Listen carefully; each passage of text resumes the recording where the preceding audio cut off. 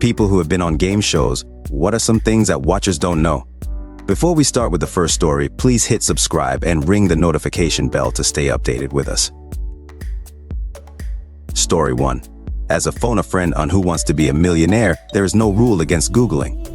Instead of studying, I practiced Googling all kinds of esoteric subjects for a few weeks. I helped my friend win $50,000. In the UK version that airs now, Clarkson says something along the lines of, "Can we just confirm you are sitting with a member of our team?" to a friend on the phone, so that they can answer without doing any research. I assume the friend is sitting backstage, rather than a random production member going out to people's houses, but who knows? Story 2. I was on The Price is Right.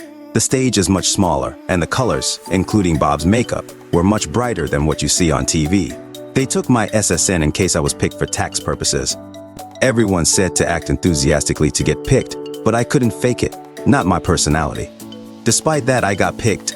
I must have been wearing a good outfit for TV or something. I ended up winning a lot on Plinko.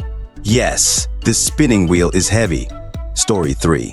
The Wheel of Fortune, as in the actual wheel itself, is much smaller than you think. When I walked out onto the stage with the contestant group for the first time during our tour of the studios, several of us gasped when seeing the wheel. It's maybe 6 feet in diameter. Maybe.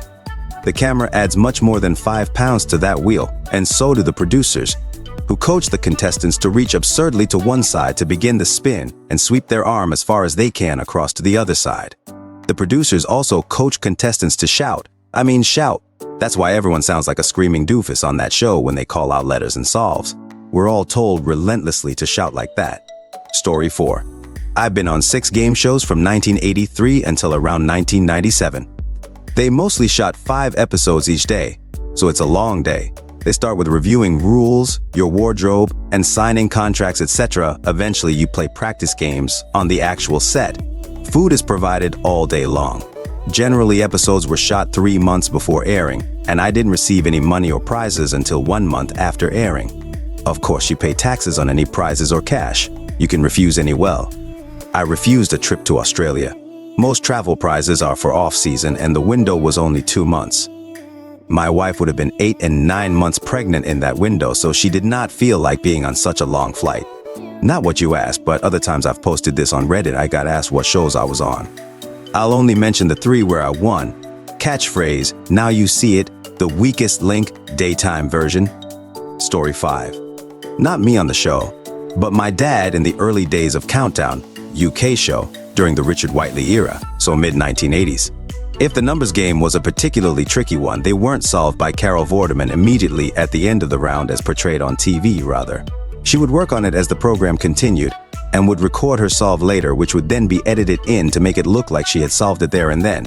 If it was a really difficult one, then Carol didn't solve it at all. It was a behind-the-scenes guy called Michael Wiley that worked it out, and then Carol would present it as though she had solved it herself. Story 6.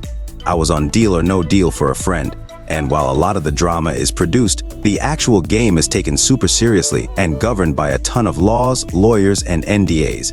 They do not reshoot anything that changes the results of the actual game, and the time spent in studio immediately before and after the show feels like a criminal investigation to ensure propriety.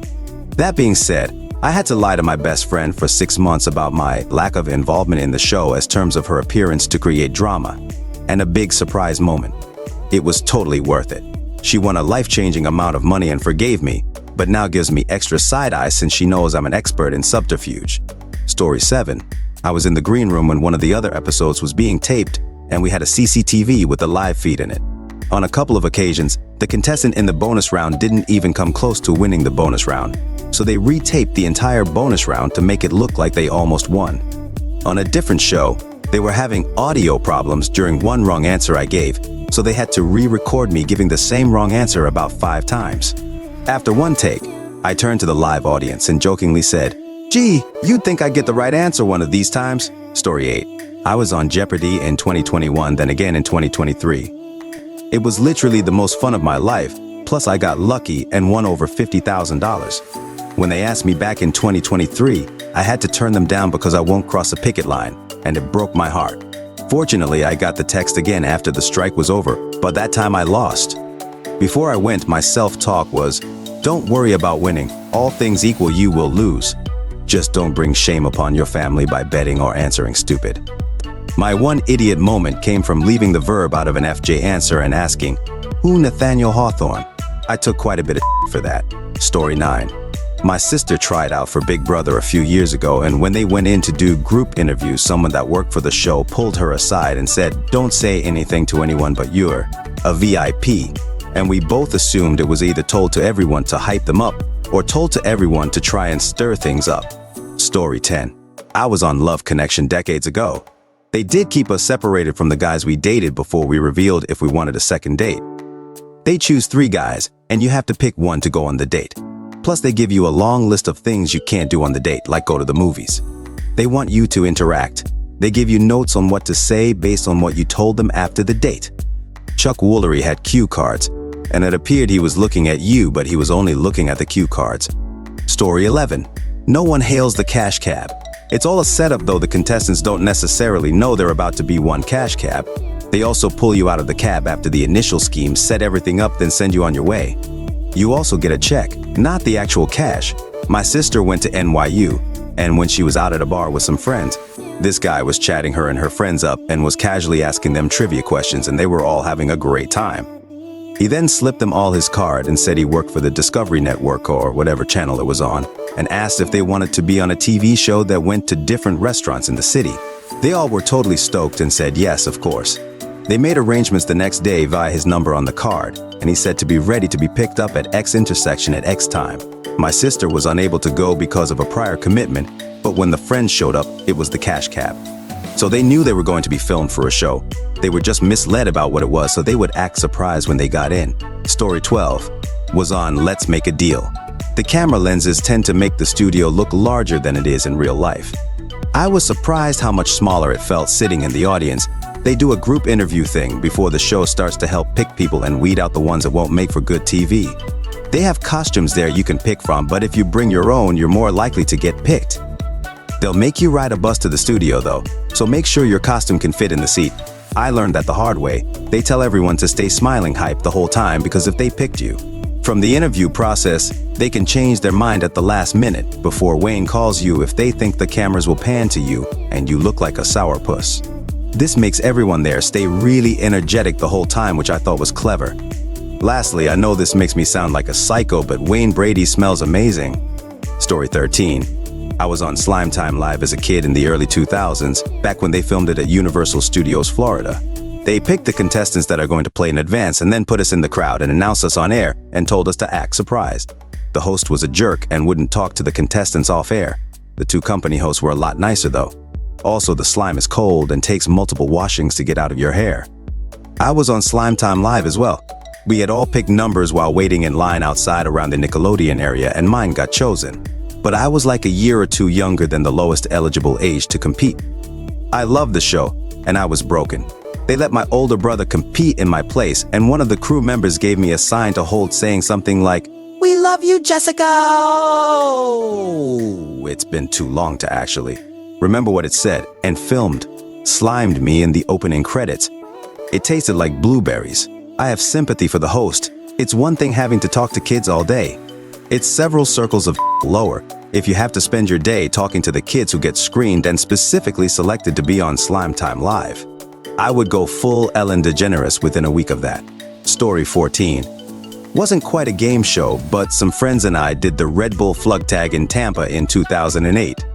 They had an audition application phase where you had to drop off your plans and what you were going to try to design to fly off the pier. They chose us and about 30 other people.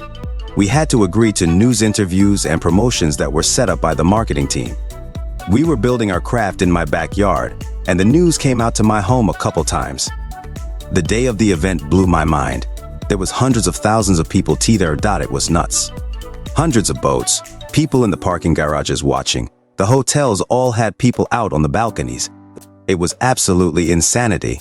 They lined us up around the block like a parade, and everyone did their skit and went off the barge. It was a lot higher up than I thought it was going to be. I think it was between 30-40 feet off the water. It was pretty high. They gave us all safety briefings, telling us how to tell the lifeguards on jet skis that we were okay or hurt. They keep it quiet, but a lot of people got hurt. Tampa General Hospital was just across the water from where the event was, Tampa Convention Center. The ER had quite a few people in it from the event, including my cousin, who was the pilot. Cousin shattered his nose, broke it big time. I don't think they do that event anymore. Heard lots of people got hurt. One person broke their back too. Was super fun. I have some videos on YouTube from the event. Story 15. I was on Masterminds, Tug of Words, and soon the One Club. I won 10K on Tug of Words, and the other two I did really well, but I didn't make any money. One of the things that is very surprising is how long it actually takes to shoot an episode. It's 22 minutes of airtime, but it takes a little over an hour, maybe an hour and a half. We do the commercial breaks live, but a lot of the game is just shooting reactions and doing extra takes when the game show host flubs a line. About the same amount of time was shooting the game show host rereading stuff as it was us playing the game. One thing about the 1% Club that was interesting is that they asked a question and it's silent. You have 30 seconds or whatever to answer on your iPad. Then they don't let you know if you get it right or wrong, but they reshoot the exact same scene, but the host makes jokes. They do this so you can concentrate on answering, and then they splice the two together later. Since that show had 100 people, it was definitely the longest shoot. It was about 4 hours. Luckily, I was in the game until the very end, so I wasn't like one of those people who missed the first question who had to sit there for 3.5 hours doing nothing. You also have to get there insanely early and wait. The call time for all three of my shows was like 6:30, I think, and then you maybe shoot around 11 or 12. You're pretty tired and exhausted all day because you probably didn't get a lot of sleep the night before. For me, because I came up from San Diego and because I had to get up at 4:30 to get ready. Finally, I'd say that they actually do want you to win, and they try as hard as they can to prep you to do well. They honestly want charismatic, funny, charming people to entertain. They have it in the budget for you to win. It's the advertiser's money. I was also in 2 different commercials, one for Tug of Words and Masterminds. That was pretty cool. I'm even on some commercial ad for some word game that has nothing to do with Tug of Words. They just use my footage from my episode to advertise a app. I've gotten tagged on that about 100 times on Facebook, LOL. Oh, that's the last thing. You don't get paid until it airs on TV because that's where your money comes from. I did one show in October and got paid in February. If you want to check out my Tug of Words, just go to YouTube and search Tug of Words. I'm the first video. Me and my roommate Jim won the 10 grand. All right, folks, that's a wrap. If you like more of this, please hit the thumbs up and subscribe to the channel. You can also share your thoughts in the comment below. I'll see you in the next video.